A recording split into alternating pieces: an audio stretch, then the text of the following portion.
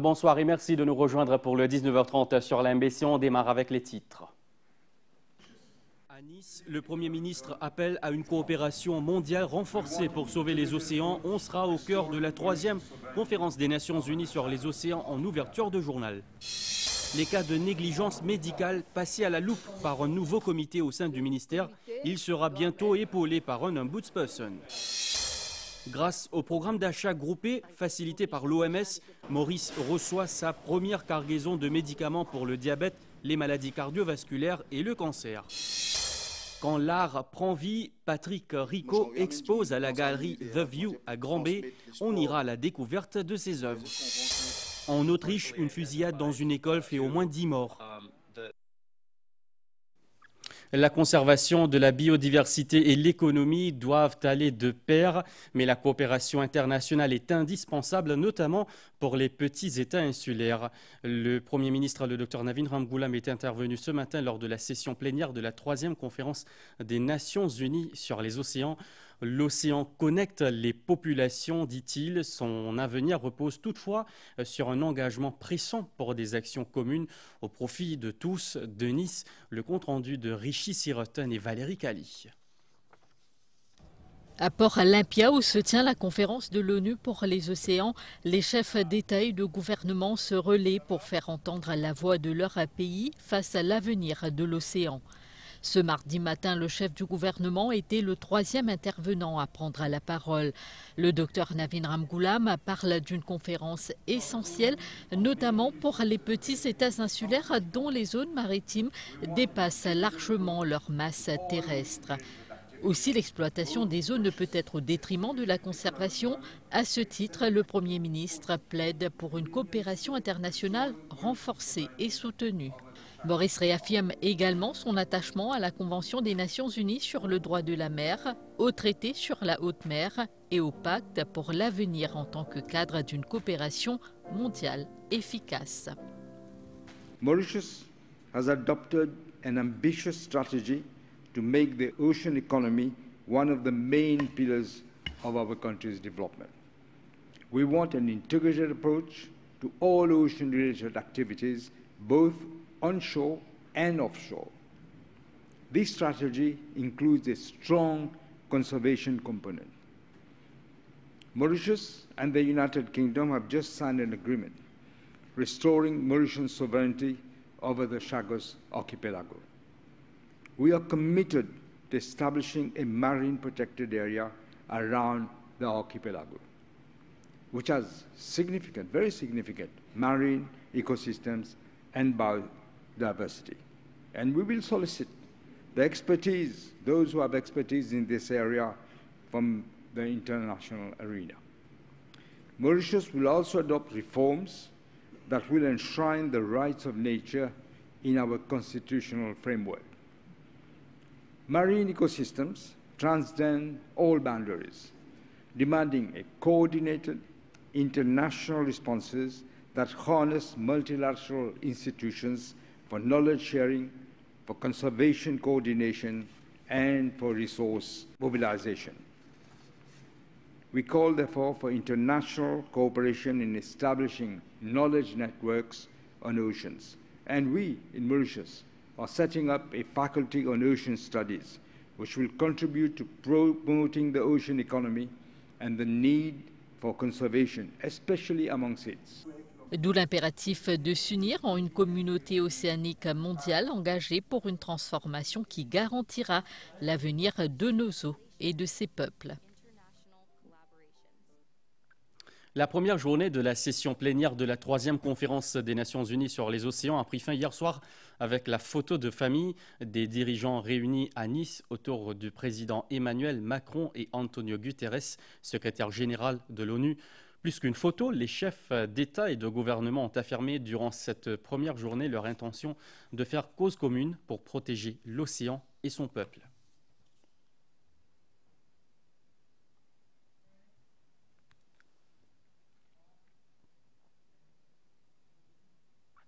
Le docteur Navin Ramgoolam a fait un plaidoyer pour une coopération internationale renforcée afin de permettre à l'Afrique de protéger sa biodiversité. C'était au sommet de l'Afrique pour l'océan au Palais des Rois Sardes à Nice, dans le sud de la France.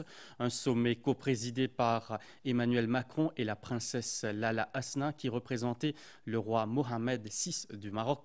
Le compte-rendu de Richie Siroton et Valérie Kali. Le Palais des Rois des Sardes a accueilli lundi après-midi une quarantaine de chefs d'État et de gouvernement du continent africain. Parmi le Premier ministre, le docteur Navin Ramgoolam. Ce sommet, l'Afrique pour l'océan, avait pour objectif d'entendre la voix du continent africain qui à lui seul gère plus de 30 km de littoral et dont la richesse est souvent sous-évaluée et surexploitée. La France, qui coprésidait ce sommet aux côtés du Maroc, a assuré l'Afrique de son soutien et de celui de l'Union européenne dans la protection de ses eaux. La volonté de la France et de l'Europe est d'être des partenaires de confiance, tournés vers l'avenir, respectueux aussi de cette volonté qui est la vôtre, c'est-à-dire de pleinement récupérer la souveraineté, de protéger vos eaux et de permettre un développement harmonieux d'activités économiques indispensables. Ce soutien est indispensable pour faire de l'océan un pilier de développement durable. Le Premier ministre l'a rappelé lors de sa prise de parole. Le chef du gouvernement a affirmé son intention de faciliter la recherche océanographique de façon écologique et durable et a plaidé pour un renforcement de la coopération internationale. Il faut avoir une stratégie géopolitique pour les océans. Il ne faut pas que chacun parle de son côté sans se mettre d'accord d'abord sur la stratégie qu'il faut adopter. C'est pourquoi c'est important. Le Premier ministre a également remercié l'Agence française de développement pour l'accompagnement soutenu dans les projets du pays. Toujours à Nice, le Premier ministre s'est entretenu aujourd'hui avec Jorge dos Santos, ministre de l'Océan du Cap-Vert. Lors de cet échange, le modèle de ce pays atlantique en matière d'énergie renouvelable a été discuté.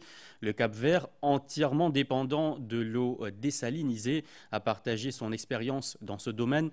Le docteur Navin Ramgoolam a invité le ministre dos Santos à visiter Maurice, tandis que ce dernier a sollicité le soutien de Maurice pour sa candidature à la FAO.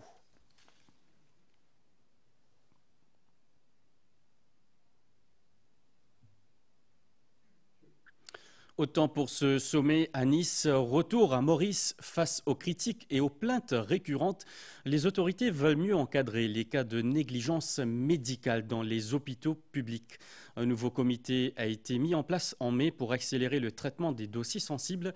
Et ce n'est pas tout. Le budget prévoit la création prochaine d'un bureau indépendant de l'Ombudsperson pour les services de santé. Objectif, plus de transparence et une meilleure écoute des patients. Le reportage de David Rajkumar. Les cas présumés de négligence médicale liés à la chirurgie et la gynécologie, notamment en maternité, sont les plus fréquents. Au total, 35 dossiers sont actuellement examinés par le nouveau Medical Negligence Committee. Il y a un cas depuis 2017. Il y a plusieurs cas comme ça qui restent en abeyance.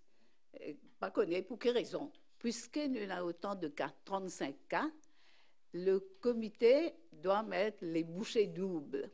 Ça veut dire nous prenons décision dans un premier temps pour réunir 2 fois par semaine, parce que nous n'avons pas les gardes sa backlog là. Nous voulons donner satisfaction au public. Mis en place en mai, ce nouveau comité se démarque de son prédécesseur par des délais resserrés pour traiter ces cas. Nous devons faire l'enquête, nous.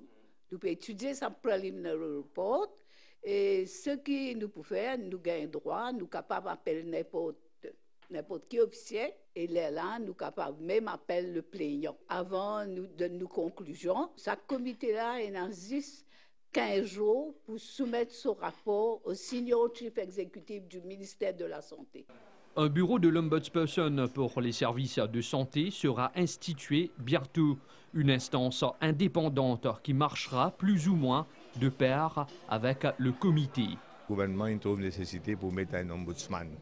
c'est-à-dire quelqu'un qui est net, et tout ça, c'est un cas qui nous peut faire. Parce qu'il y a beaucoup de cas, on va pouvoir prendre tout cas amène là-bas, ils vont noyer avec un cas, mais seulement ce cas-là, nous pouvons bien processer à travers un comité qui nous est là, et ultimately nous hand over the cases to ombudsman qui les peut guetter, c'est vraiment un cas et qui action qui peut bien prendre. Parallèlement, une centaine de doléances exprimées chaque année par le public sont-elles traitées en interne dans chaque hôpital. Toujours dans le domaine de la santé, Maurice a réceptionné une cargaison de médicaments dans le cadre du programme d'achat groupé des petits États insulaires d'Afrique. Ce programme permet au pays de se procurer des médicaments à des prix plus avantageux. Cette acquisition s'est faite par le ministère de la Santé, appuyé par le bureau de l'OMS à Maurice. La remise symbolique de cette cargaison a eu lieu durant la semaine dernière à Eben. Lovina Sophie. C'est une réponse au coût élevé des médicaments sur les marchés publics du monde entier. Le programme d'achat groupé des petits États insulaires représente un engagement envers les petits États insulaires d'Afrique.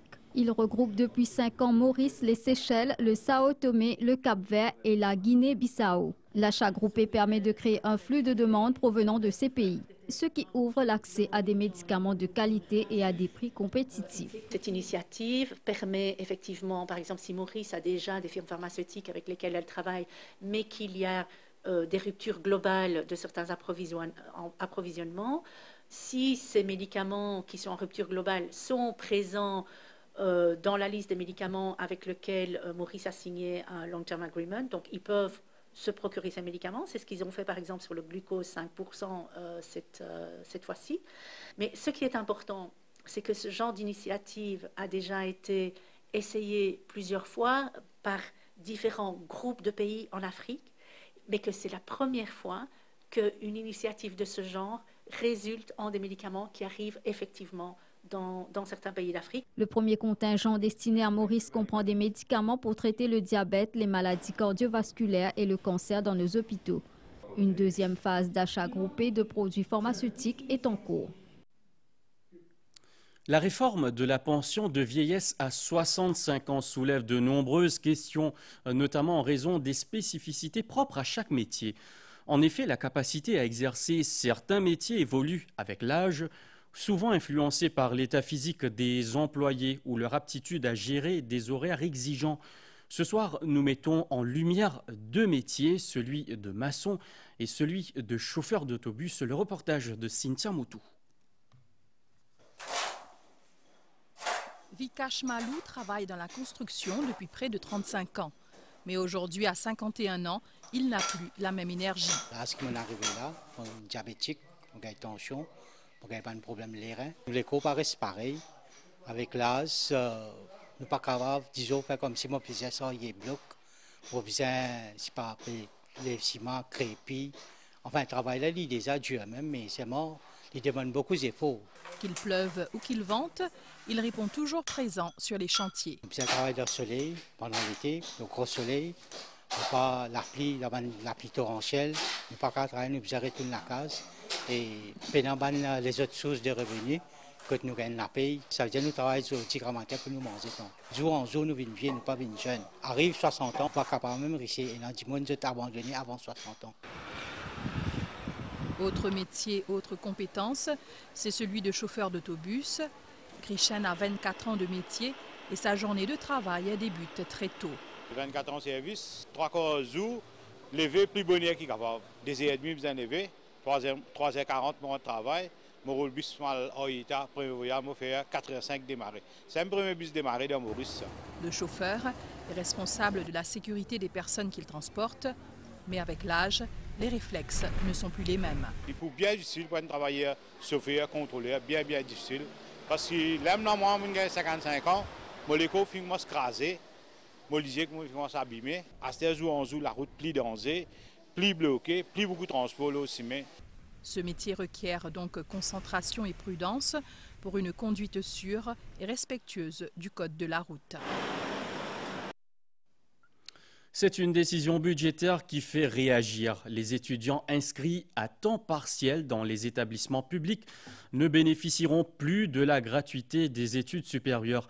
Introduit en 2019, le Free Tertiary Education Scheme avait permis à de nombreux Mauriciens de reprendre leurs études sans frais de scolarité. Mais face aux pressions économiques, le gouvernement revoit sa politique.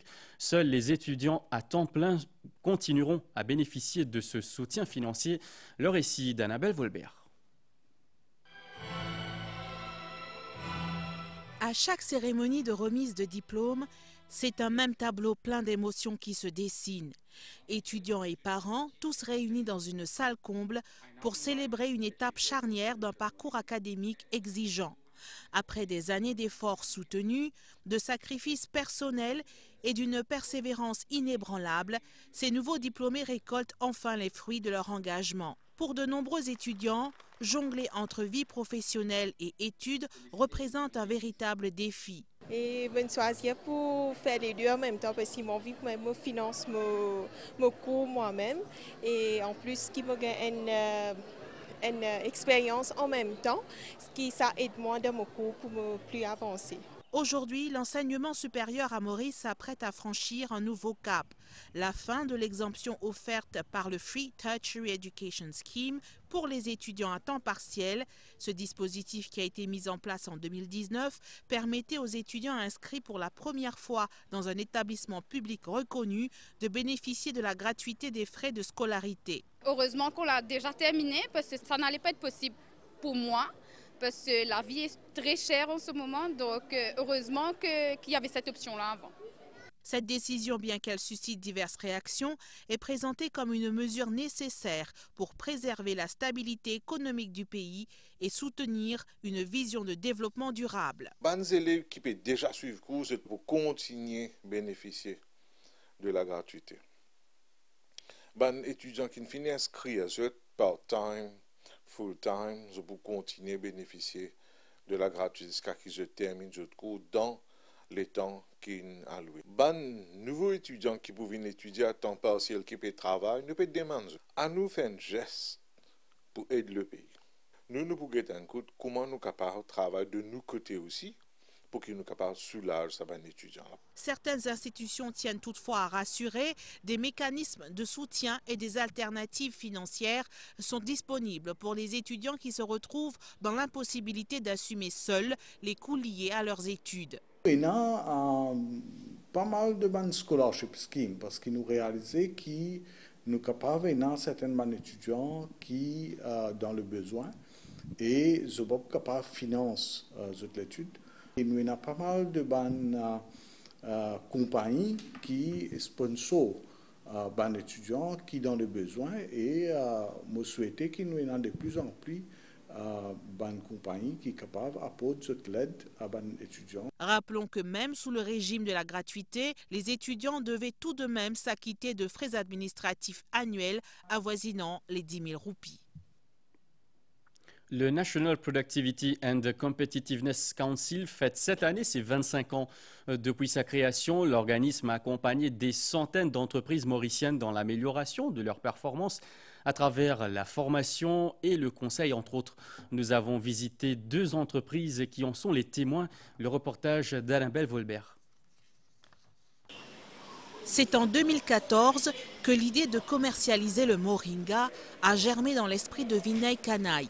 Aujourd'hui, il est à la tête de V-Kanai Health Foods Company Limited, implanté à Goodlands. Si au départ, le projet a suscité un vif intérêt, il a ensuite fallu s'adapter, innover et parfois même se réinventer pour rester dans la course. Mais grâce aux formations dispensées par le NPCC, l'entreprise a pu garder la tête hors de l'eau et grandir. Je me rappelle l'équipe NPCC qui est venue. Je viens là presque une fois par semaine. Je te montre nous, personnel, comment bien faire pour capable améliorer la productivité. Mais nous sommes aussi, on a fait comment good work practice. On a fait comment développer un schedule, comment nous capable faire pour nous améliorer la qualité. Aujourd'hui, nous FD registered, nous exporter l'Amérique, nous avons un nouveau marché de la France et même au niveau Maurice. Une nouvelle place que tu peux travailler. À quelques kilomètres de là, Arkemix témoigne elle aussi des retombées positives des formations du NPCC. Cette entreprise fondée il y a plus de 40 ans emploie aujourd'hui plus de 200 personnes. Avec un chiffre d'affaires annuel de 528 millions de roupies et environ 2000 clients, cette filiale du groupe Arel Malak a elle aussi dû relever de nombreux défis au fil des années. Avec le coût des matières premières, tout ça, donc nous devons revoir à chaque fois nous avons une formulation, etc. pour nous capables de donner le public ce que j'ai besoin à un prix bien abordable. Nous avons un gros défi, c'est le problème de main-d'œuvre actuellement. Et là, nous pouvons mécaniser un peu, nous pouvons venir avec un nouveau système, nous pouvons mettre en pratique, etc. Qui peut nous pour mettre un poil de l'avant. Que ce soit dans l'industrie, les services ou l'administration, les défis à relever sont nombreux. Optimiser les processus, mieux gérer les ressources, encourager l'innovation. À Maurice, cette nécessité est de plus en plus reconnue et parmi les structures mises en place pour accompagner les entreprises, le National Productivity and Competitiveness Council, qui joue depuis 25 ans un rôle essentiel. Grâce à des formations ciblées sur la performance, la productivité et la qualité, le NPCC a aidé des centaines d'entreprises locales à repenser leur organisation, à améliorer leur gestion du temps, à réduire les pertes et surtout à gagner en efficacité. Prenons la direction de Richelieu à présent. Les anciens dortoirs construits pour les ouvriers étrangers de la compagnie Larsen & Toubro seront bientôt réutilisés pour loger des travailleurs étrangers venus travailler pour d'autres secteurs. Le ministère du Transport intérieur et celui de l'agro-industrie veulent optimiser ces infrastructures existantes tout en générant des revenus pour Metro Express Limited. Les ministres ont effectué une visite sur place ce mardi. Sarah Ouno. À Richelieu, les anciens dortoirs des travailleurs étrangers de la compagnie Larsen & Toubro, construits à l'époque du chantier du Metro Express, vont connaître une seconde vie. D'une capacité de 1050 personnes, le complexe avait coûté quelques 150 millions de roupies. Les ouvriers étrangers ont regagné leur pays. Mais plutôt que de démolir, le ministère des Transports a décidé de rentabiliser l'infrastructure. Une des choses qui est plus difficile dans le process pour les foreign workers, c'est dortoir. Metro Express Limited, ils travaillent sur le process pour inviter une compagnie ou bien un promoteur pour prendre d'une façon holistique, pour capable lui pour un travailleur venir rester là-dedans. Quand un travailleur pour venir rester là, pour 1050 en tout éventuellement, Metro Express, bien sûr, pour qu'elle rentre pour ça, mais il y a aussi, comment dire, socialement, les plus bons pour travailler parce qu'ils habitent dans tout le monde à travers le pays. Là, c'est tout ensemble, avec les camarades, les countrymates. Parallèlement, le ministère de l'Agro-Industrie prévoit d'allouer une portion de terre annexée à ce complexe. Objectif, permettre aux travailleurs d'y cultiver des légumes ou d'élever de la volaille pour leur propre consommation. La journée mondiale de l'environnement a été observée le jeudi 5 juin. L'accent est mis cette année sur la lutte contre la pollution plastique. Cette mobilisation mondiale est relayée localement par l'association Action Against Global Warming. Elle a organisé un événement autour de l'art et de la sensibilisation écologique. Présent à cet événement, le vice-président de la République, Robert Hungly, Priyanka Hari. Chaque année, plus de 400 millions de tonnes de plastique sont produites à l'échelle mondiale, dont moins de 10% sont recyclés. Les microplastiques se glissent partout, dans l'eau, l'air et même dans notre alimentation. Un réel danger pour la santé humaine. Le plastique, c'est un danger à cause de nanoplastiques qui créent beaucoup de réactions néfastes à la santé. Parmi le cancer peut monter dans Maurice et nous avons plusieurs des autres maladies qui peuvent venir. Un message fort porté par la créativité, sensibiliser à la fois les plus jeunes et le grand public à l'urgence de changement de comportement. Car chaque geste compte pour lutter contre la pollution plastique. Nous payons l'environnement, la dégradation de l'environnement dans le sens global du terme. Sensibilise les jeunes le plus possible, encourage les tôt à l'école. Quand nous pouvons protéger l'environnement, c'est nous pouvons protéger nous-mêmes et nous pouvons protéger le futur. Préserver l'environnement, c'est préserver la vie. Face à la menace du plastique, chaque action compte, aussi petite soit-elle, pour construire un avenir plus propre et plus durable.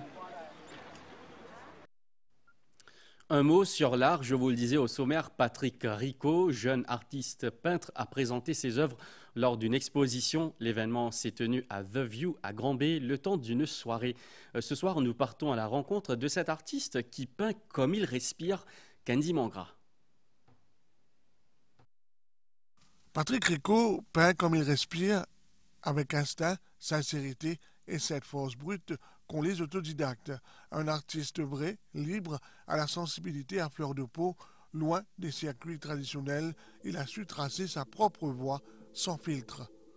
Moi, j'ai envie vraiment sortir dans ma zone de confort et ramener du monde dans mon passé, au fait. Dans mon passé, quand j'ai beaucoup de traumatismes qui m'ont transformé en flair, et vraiment montrer juste à côté, des fois, comme je suis dans mon castole, je vais se concentrer aussi sur ce qui me voit un peu de ces enfants, parce que moi, ce qui est autour de moi, je suis happy avec ça. Moi, j'ai envie d'amener du monde dans cet univers-là, pour transmettre l'espoir, pour faire comprendre que quand on vient à faire bien, et tout devant nous, au fait, on prend. Ses œuvres intriguent parfois, bousculent, mais ne laissent jamais indifférent. Elles portent en elles une sincérité rare, celle d'un homme qui ne triche pas. Son solo à The View a marqué les esprits. Comme devant mon canevas, c'est un dialogue, en fait. C'est un dialogue avec mon alter ego. Je pense que comme devant un canevas, je n'ai pas besoin de croquer, je n'ai pas besoin de tout œuvre là avant même qu'il crée. Dans mon tête, c'est que une projection, en fait. C'est ça cause qui fait, je avec un du monde, une jolie affaire, et je prends cette information là, je prends et je mets la toile. Et c'est ça la force qui fait mon travail, en fait. Patrick Rico ne cherche pas à faire beau, il cherche à dire vrai et partage à qui veut l'entendre et veut le voir. Autant pour l'actualité locale, à l'étranger, en Autriche, au moins 10 personnes sont mortes après une fusillade ce mardi dans une école secondaire. Parmi les victimes figurent des élèves et au moins un adulte. Le suspect, âgé de 22 ans, s'est donné la mort. On fait le point avec Claudette Geoffroy-Gadivadou. Le mobile de cette attaque reste inconnu. Le suspect, un ancien élève de cette école à Graz, dans le sud-est de l'Autriche, aurait tiré sur plusieurs personnes, notamment sur des élèves. Ce drame bouleverse tout le pays. La dernière attaque de ce genre s'est produite en 1997. L'auteur présumé, qui aurait agi seul selon la police, s'est donné la mort. Suivant l'attaque, l'école a été évacuée et toutes les personnes ont été emmenées vers un point de rassemblement sûr. Les étudiants et les parents sont soutenus par une équipe d'intervention de crise. Aux États-Unis, quelques 700 militaires des marines et 2000 réservistes supplémentaires vont être déployés à Los Angeles. Cela marque un nouveau durcissement de la réponse fédérale aux confrontations survenues dans la grande ville californienne. Donald Trump a justifié ce nouveau déploiement pour faire respecter l'ordre et la paix. Claudette Geoffroy-Gadivadou. Donald Trump envoie encore plus de soldats face aux manifestants de Los Angeles. Il ajoute 700 marines aux 4000 militaires réservistes de la Garde nationale déjà sur place. Le président américain a justifié ce nouveau déploiement. If I didn't get involved, if we didn't bring the Guard in, and we would bring more in if we needed it, because we have to make sure there's going to be law and order. Le déploiement de tels militaires sur le territoire américain est une décision exceptionnelle qui inquiète les défenseurs des droits civiques. Ce qui a poussé le gouverneur de Californie, Gavin Newsom, d'attaquer en justice cette décision. Malgré une baisse d'intensité de la contestation et des incidents plus localisés, les manifestants restent fermes contre la politique migratoire de Donald Trump. Ils sont rejoints par d'autres protestataires dans d'autres États comme le Texas et le Minnesota. Le gouvernement mexicain a saisi près de 42 tonnes de méthamphétamine dans 5 laboratoires clandestins. La drogue est estimée à plus de 50 millions de dollars et constitue l'une des plus grandes découvertes à ce jour. En plus de la méthamphétamine, environ 8000 litres de précurseurs chimiques ont été confisqués. Ces opérations surviennent alors que le président américain Donald Trump accentue la pression sur le Mexique pour lutter contre le trafic de drogue, invoquant ce problème pour justifier des tarifs douaniers. L'Ukraine et la Russie ont échangé hier des soldats capturés. Selon le président ukrainien Volodymyr Zelensky, cet exercice se poursuivra dans les prochains jours. Cet échange de prisonniers est le seul accord concret issu des négociations de paix entre les deux pays début juin. Les commentaires de Ria Ramboujan. La Russie et l'Ukraine ont échangé ce lundi des prisonniers de guerre de moins de 25 ans. Il s'agit de la première étape d'une série d'échanges de prisonniers prévus qui pourrait devenir la plus importante de la guerre à ce jour. Les combats font rage, la Russie ayant annoncé hier avoir pris le contrôle de nouvelles zones dans la région du centre-est de l'Ukraine et Kiev ayant affirmé que Moscou avait lancé sa plus importante attaque de drones. Des responsables à Kiev ont déclaré que certains des prisonniers ukrainiens rentrés chez eux lundi étaient en captivité russe depuis le début de la guerre. Comme lors des échanges précédents, Moscou a déclaré que les soldats russes rapatriés recevaient une assistance psychologique et médicale en Biélorussie. Voilà, on se quitte ici. C'est la fin de ce journal. Merci de l'avoir suivi. La suite, c'est la page météo et puis les sports qui vous sera présenté par Rajiv Ganpot.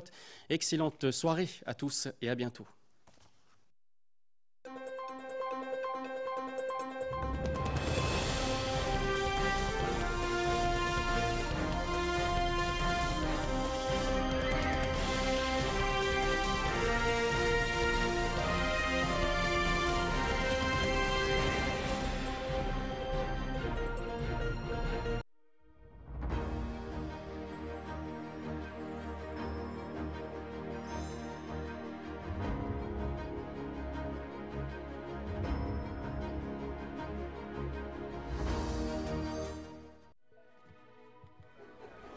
Il faudrait plusieurs vies pour profiter de Canal+. Ou encore passer en scène pour choisir au programme avec Canal+. Fini série carré brûlée. Stream au programme à la demande. Plonge dans un immense catalogue avec Blockbuster, Fexoti Cinéma, Netflix, HBO. Bien se passer. Bollywood. Et bien plus encore, l'eau tout l'écran. Canal+, votre expérience streaming en live et à la demande, au même endroit.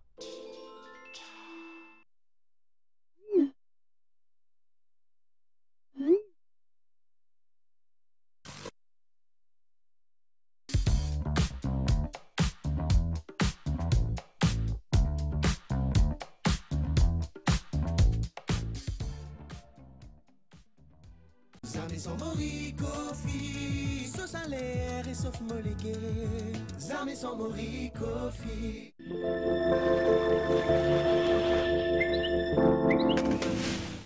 La céphore anticyclone au sud-est des Mascareignes fait circuler des alizés modérés sur la région. Des nuages venant de l'est influencent le temps à Maurice et à Rodrigue et des nuages venant du sud-est influencent le temps à Agaléga. À Maurice, le temps sera mi-couvert à parfois nuageux cette nuit avec des ondées occasionnelles, surtout sur les hauteurs. La température minimale variera entre 16 et 18 degrés sur le plateau central et entre 20 et 22 degrés dans les régions côtières. D'autres nuages venant du secteur est occasionneront quelques ondées demain à l'est, au sud et sur le plateau central, mi-couvert ailleurs. La température maximale variera entre 20 et 23 degrés sur le plateau central et entre 25 et 28 degrés dans les régions côtières. Vent du secteur est de 25 km/h avec des rafales de l'ordre de 55 km/h aux endroits exposés. La mer est forte au-delà des récifs avec des vagues de l'ordre de 2,50 m. Les sorties en haute mer, de même que dans les lagons de l'Est et du Sud, sont déconseillées. L'état des lagons du Sud et de l'Est s'améliorera graduellement demain. À Rodrigue, le temps sera mi-couvert cette nuit et demain matin avec des ondées occasionnelles. La température minimale variera entre 17 et 21 degrés. Essentiellement beau demain après-midi. La température maximale variera entre 24 et 27 degrés. Vent de l'est-sud-est d'environ 35 km/h avec des rafales de l'ordre de 70 km/h aux endroits exposés. Il est conseillé au public d'être prudent lors des manœuvres en hauteur et sur les routes en raison de vents de travers. La mer est forte au-delà des récifs avec des vagues de l'ordre de 3 mètres. Les sorties en haute mer, de même que dans les lagons de l'Est et du Sud à Rodrigue, sont déconseillées. À Agalega, période nuageuse cette nuit et demain matin avec des averses passagères. La température minimale sera d'environ 24 degrés. Le temps s'améliorera demain après-midi et il fera beau. La température maximale sera d'environ 30 degrés.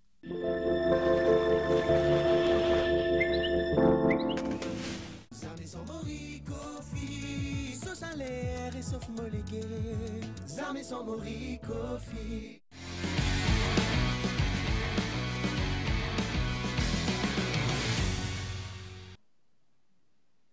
Bonsoir. Football avec la COSAFA Cup. Le club M était en action ce mardi face au pays hôte, l'Afrique du Sud. Troisième match nul en 3 sorties pour les Mauriciens dans cette compétition. Score final 0 partout dans ce duel du groupe A avec Dylan Collard élu homme du match. Maurice qui termine sans perdre, mais c'est l'Afrique du Sud qui se qualifie après la défaite du Mozambique face au Zimbabwe. Ces 3 nations terminent avec 4 points contre 3 pour le club M. Football toujours en féminin cette fois-ci avec la préparation en vue des Jeux de la CJSOI. Les filles ont droit à des séances intenses en vue du rendez-vous prévu aux Seychelles en août. Malgré les conditions hivernales, rien n'est laissé au hasard pour l'entraînement de ces jeunes. Vikash Bhagirathi. Le football féminin à 11 fait son retour aux Jeux de la CJSOI cette année. Le Lady Club M U17 vise une médaille d'or à cette 13e édition aux Seychelles. Une présélection s'entraîne 3 fois par semaine au centre technique François Blacard à Réduit sous la houlette du coach Aniel Colette pour atteindre cet objectif. C'est une squad qui est habituée avec un tournoi international, COSAFA, une bonne partie participé l'année dernière et cette année-ci aussi. Ben, nous avons l'occasion de jouer un friendly de sa île là avec les joueurs qui nous là, avec le frottement qu'ils ont gagné. Ben, l'objectif principal, c'est de gagner la médaille d'or. La sélection finale sera établie d'ici la fin de ce mois de juin. Pour l'heure, l'escouade élargie est composée d'une vingtaine de joueuses âgées entre 14 et 17 ans venant des 4 coins du pays. Et prépare-nous avec un état d'esprit pour gagner. Reste fort mentalement, physiquement, prépare-nous pour nous amener l'eau, faire fierté Maurice. La préparation peut dérouler un peu bien, surtout depuis le groupe COSAFA et nous. Donc nous pédons tout pour nous réussir une victoire pour CJSOI. Hormis le foot, 10 autres disciplines seront au programme de ces Jeux de la CJSOI 2025. 7 pays de la région participeront à ces Jeux. Les Seychelles, Madagascar, La Réunion, Maurice, Mayotte, les Comores et le Djibouti. Ce rendez-vous prévu du 28 juillet au 10 août a pour ambition d'être une plateforme incontournable pour la jeunesse de l'océan Indien. Clap de fin pour le Street Dance Festival 2025 dont la grande finale s'est tenue dimanche au Codan Waterfront. Une trentaine de finalistes répartis en catégories junior et senior se sont affrontés lors de battles intenses mêlant style, créativité et performance technique. Koyal Sital. Des talents, de la créativité et une belle énergie, la finale du Street Dance Festival a enflammé la scène du Codan Waterfront. Devant un public conquis, les battles ont été à la hauteur.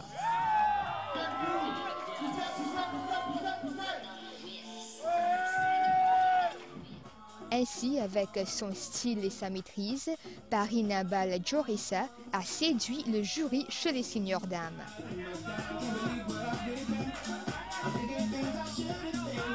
Franchement, je suis un petit peu peur parce que mon contestant aussi assez bon. Et vu qu'il n'a pas fait le même style, je suis un peu intimidée. Toujours chez les filles, mais dans la catégorie junior, Jamélie Rangin s'est imposée. À l'unanimité, Jamélie remporte ce battle. Je suis bien content, on va s'attendre du tout, mais je me fais mon mieux. Je suis bien happy. Mon entraîneur, mon prof dancehall avec ma maman, l'entraînement avec moi. Le breakdance, discipline olympique, l'occasion pour les autorités de promouvoir cette spécialité et surtout d'encourager les jeunes à s'y adonner. C'était extraordinaire ce qu'ils nous trouvaient là. very active et plein d'enthousiasme, plein d'énergie. Pas une bonne jeune, mais nous pouvons encourager pour qu'ils soient capables aussi garder l'écart avec ce qu'on plaît dans nos sociétés. Parmi les autres gagnants de cette première édition du Dance Battle Festival, Harley Williams chez les seniors hommes. Félicitations à Jérémy Polimon. Et Jérémy Polimon dans la catégorie junior.